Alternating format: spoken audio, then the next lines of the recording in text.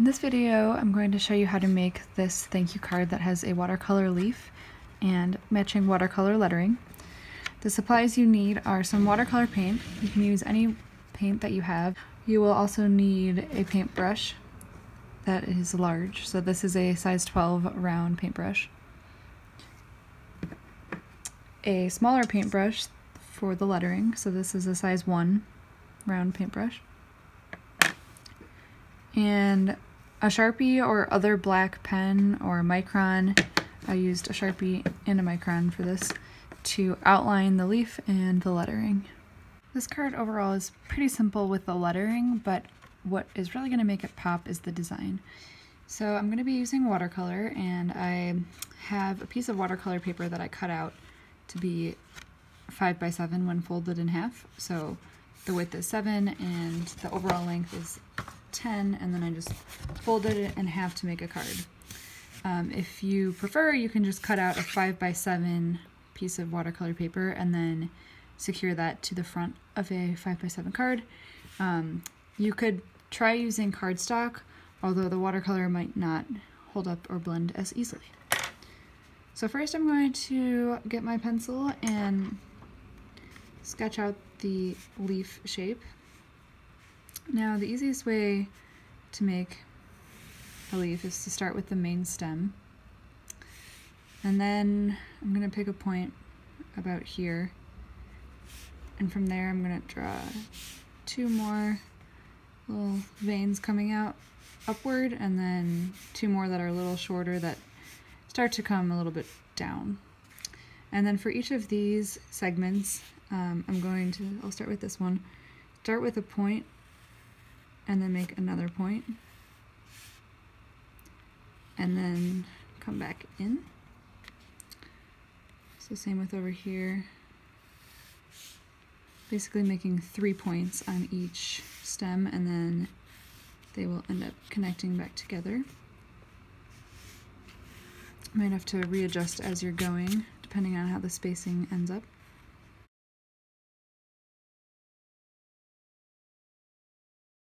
Okay, so this is the basic outline of our leaf shape. Now I'm going to use a large paintbrush. This is a size 12 round, and I'm just going to dip it in water, and then I have a set of watercolors right here. And I'm going to use some of these fall colors, so these red, orange, yellow colors right in this area. And I'm going to start by dipping my paintbrush into a cup of water that I have off to the side, and just put some water on top of the colors that I want to use just to get them started. This set of watercolors is from Michael's, and it was pretty cheap. You can use any watercolor you like. You can get watercolors in pans like this, or in tube form, or even in concentrated liquid form. Okay, my paintbrush is wet, and I'm going to, so the process I'm going to do is pick one color at a time. So I'm going to start with this red color and dip my paintbrush in it to get some paint on it, and then start outlining the leaf outline with the paint, and then drag it in a little bit. And I'm going to work kind of quickly because I want the colors to stay wet so that they can blend together. So I'm just swirling my brush around in this red paint to get some paint on the brush. And I'm going to start here and just start tracing the outline of the leaf. And it doesn't have to be perfect. If you go over the pencil, you won't be able to erase it, but the colors will, depending on how thick the colors are, they will probably end up covering it. And we're going to do an outline at the end. So I'm getting a lot of water on here. You can see that the water is starting to pool up down here. And this edge isn't very nice now, but once I add the next color, so I rinsed off my brush a little bit, and now I'm dipping it in the oranger color. I'm going to start outlining the next point.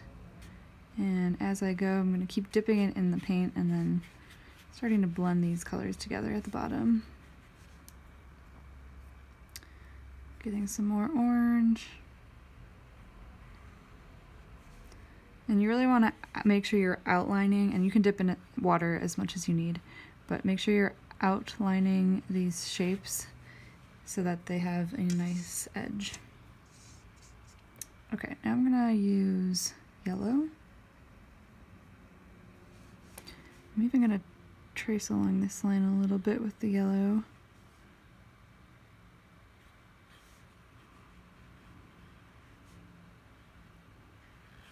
Start to blend it together down here. Now my paper is kind of leaning downwards because it's folded like this, so that's why the water is pooling at the bottom like that. You don't want to use too much water because then all the colors will get muddy together. You want to see some distinction between the individual colors. So continuing to add some yellow and then blending that together. I'm gonna, while these colors are still a little bit wet, I'm gonna add a little more of this red up here, just so that it blends smoothly. If I wait till this dries to add more color, it won't look very, or it'll look like layered, and you'll be able to tell that I added it after it was dry. But you can see it's spreading on its own a little bit, so we know that it's still a little bit wet.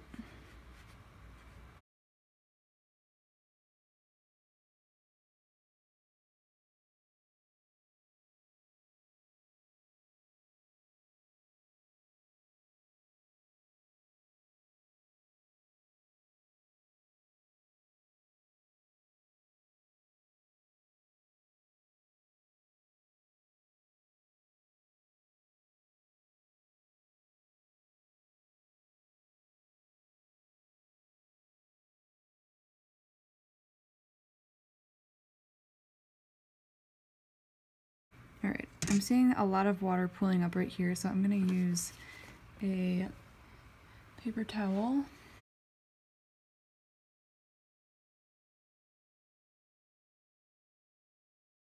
This is a round and it's a size 1. It's a little bit easier to letter with a paintbrush that is smaller because then you have some more control over it. So I'm going to use the same colors that I already have wet. Some of them have started to dry up a little bit. But I'm going to get this brush wet and then start by dipping it in the red color. And I want to get enough water on the brush and enough paint so that it flows smoothly as I'm writing with it. So I'm just going to use this the same way I would use a brush pen, where I use pressure to make downstrokes. You can go over the downstrokes if they're not thick enough, but the trick is being consistent. So I'm going to write the word thanks. So this is my T. And the cool thing about lettering with watercolor is that you can create some cool blending effects. You just need to have enough water. So right now I'm tapping the edge of the end of this T, and then I'm going to, well, first I'm going to cross this T. But I'm tapping the edge of the T to pull up some of the paint, and then I'm going to rinse off my brush and get some of the golden orange, yellow, brownish color, and I'm just going to start by making a downstroke. I'm going to let the T come into the downstroke a little bit, so you can see some of the red from the T has blended into the downstroke of the H. And I'm going to make this loop for the ascending stem loop.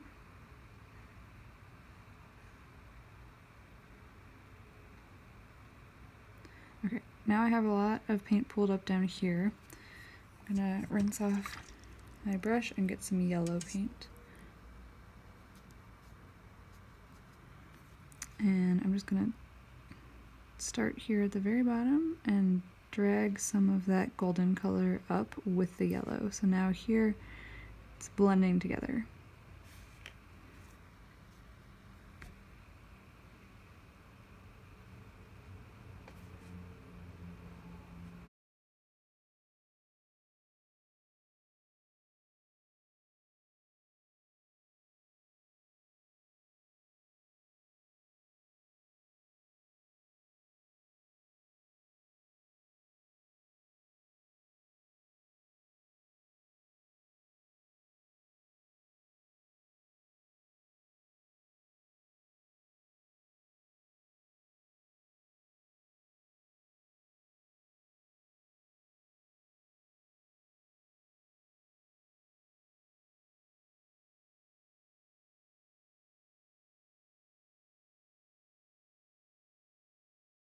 Now that the leaf is dry, I'm going to go back in with a black Sharpie. You can use any black marker that you want. And I'm just going to go over the outline of the leaf shape and then make some of the veins in the middle. So I'll go over the main veins that we made to start and then add some on each part of the leaf.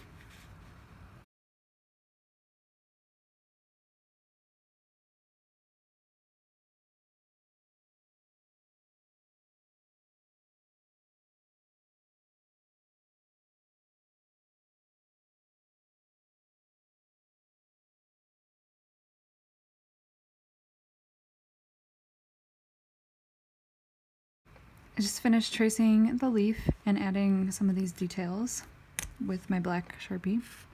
For the lettering, you can leave it as it is, or you can go around and trace the lettering so that it matches the leaf.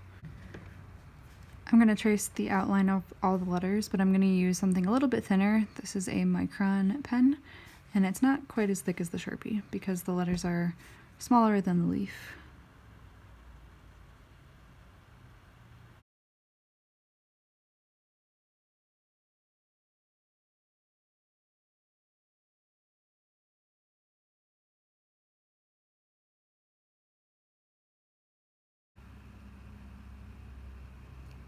I traced all the letters, and you can see that there are some white gaps between the lines and the paint, which is fine. If you trace the letters and they don't end up turning out perfectly, you can leave it like that, or you could always go back and add some touch-ups here and there. So if there's a white gap here, you can go back and add some of that color of paint.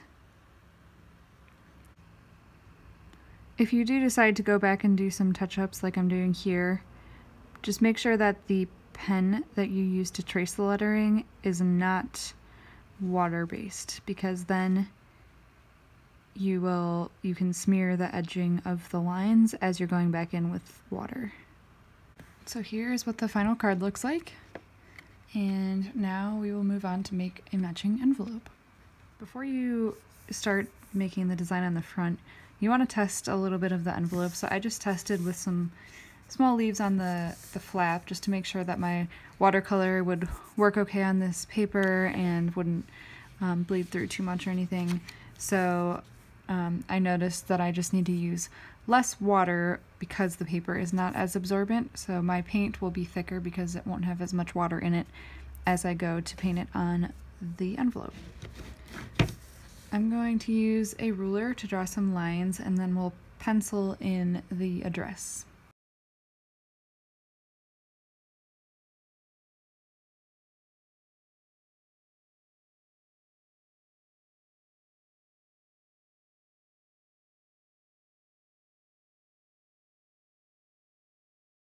I made some lines in pencil, and then I wrote out the names and addresses. Now, using watercolor to letter the entire address would take kind of a long time, and it might be kind of difficult. So instead I decided to make just the first names larger, and those will be in watercolor, and then the rest will just be plain capital letters in black Sharpie. So I started by writing just the first names, and then I continued down. So this is the last name. I put it under the first names, kind of spread out. And then there was some space over here, so afterwards I came back in with the Y to make it a little wider here with pencil. Of course, we might not go over it exactly the same with watercolor. And then I decided to make everything left aligned, so the rest of the address, everything starts on the left rather than being exactly centered. I'm not going to use quite as much water as I was with the leaf or the lettering on the watercolor paper, because the envelope can't absorb quite as much water. So I'm not gonna dip in the water as often. And because I'm not using as much water, there's also not as much blending that will naturally happen. So if I do want any of the colors to blend, I'll probably have to go back and force them to blend together, like right here.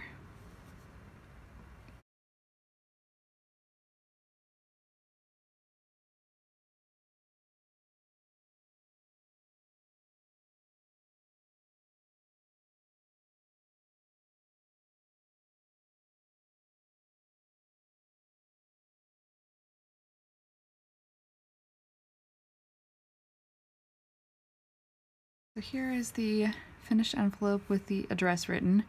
After the watercolor completely dries, I'm going to go back and erase the pencil lines under the watercolor and the horizontal lines here and any lines that I can erase. You now have a thank you card, watercolor with a leaf on it and some watercolor lettering to match the envelope.